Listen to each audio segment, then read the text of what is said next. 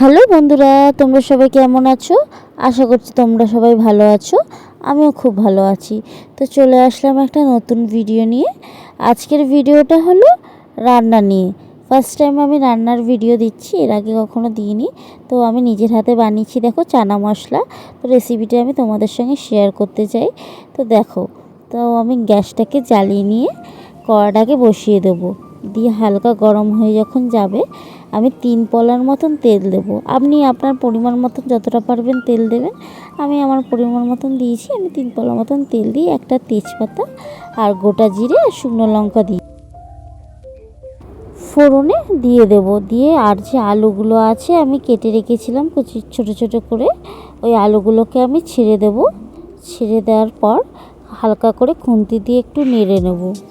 দেখো, নেড়ে নেওয়ার পর আমি একটা থালা দিয়ে ঢেকে দেব। আমি থালাটাকে তুলে নেব। দেখো আলুগুলো লাল লাল হয়ে এসছে। দেখো, দিয়ে তখন আমি দিয়ে দেব আদা বাটা, 1 চামচ হলুদ গুঁড়ো, 1 চামচ লঙ্কার গুঁড়ো, 1 চামচ কাশ্মীরি লঙ্কার গুঁড়ো, 2 চামচ জিরে গুঁড়ো, আর দিয়ে দেবো পরিমাণ মতো নুন। আপনি আপনার পরিমাণ মতো নুন দিয়ে দেবেন। আমি আমার পরিমাণ মতো নুন দিয়েছি। আর যে তড়কা মশলাটা দেখছেন, ওটা আমি 1 প্যাকেটই দেবো, বাট এখন আমি হাফ দেবো, আর বাকিটা লাস্টে নামানোর আগে দিয়ে দেবো। দিয়ে দেখো হালকা করে দিয়ে একটুখানি কষে নিয়ে আমি জল দিয়ে দেবো। দিয়ে জল দিয়ে হালকা করে নেড়ে আমি ঢাকা দিয়ে দেবো। দিয়ে ঢাকা দেওয়ার পর তুলে দেখবো 5 মিনিট পর। দেখো এই দেখো তেল ছেড়ে এসছে। আর তার মধ্যে আমি দিয়ে দেবো একটা টমেটো। আমি হাফ টমেটোটা দেবো, আপনারা চাইলে গোটা টমেটোও দিতে পারেন। দিয়ে হালকা করে একটু জল দিয়ে নেড়ে আমি দিয়ে দেবো এই দেখো টক দই 3 চামচের মতন দিয়ে দেব।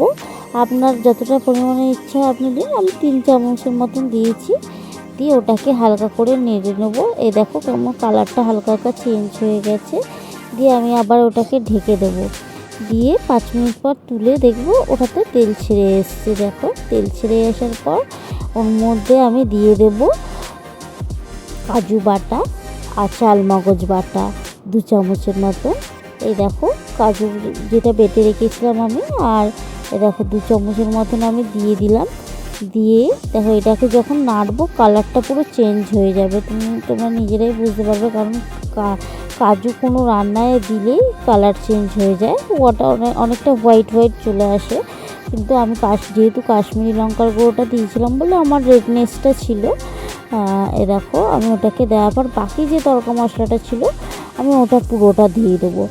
আর হ্যাঁ, একটু আপনার পরিমাণ মতন আপনি চানা মশলাটা দেবেন। আমি আমার পরিমাণ মতন দিয়েছি, কারণ ঝাল বেশি হয়ে যাবে বলে আমি হালকা দিয়েছি। কারণ আমাদের বাড়িতে ঝালটা খুব একটা কেউ খেতে পারে না। তো আমি এই দেখো যে সিদ্ধ করা যে চানাটা সেটা আমি দিয়ে দেবো পুরোটা। দিয়ে হালকা করে আমি ওটাকে নেড়ে নেব।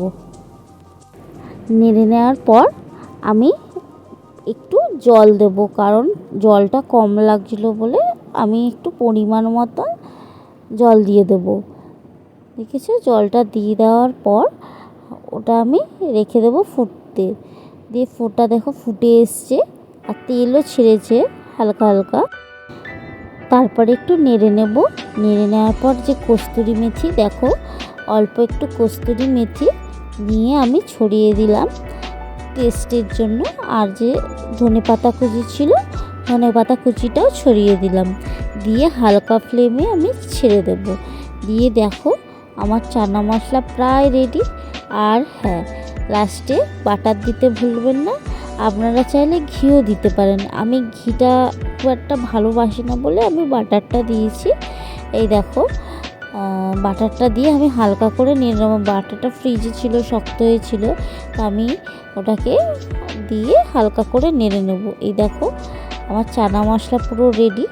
তো কেমন লাগলো ভিডিওতে কমেন্টে জানাবে। আর লাইক কমেন্ট অ্যান্ড শেয়ার করবে। তো ভিডিওটা দেখো, চানা মশলা আমার পুরো রেডি।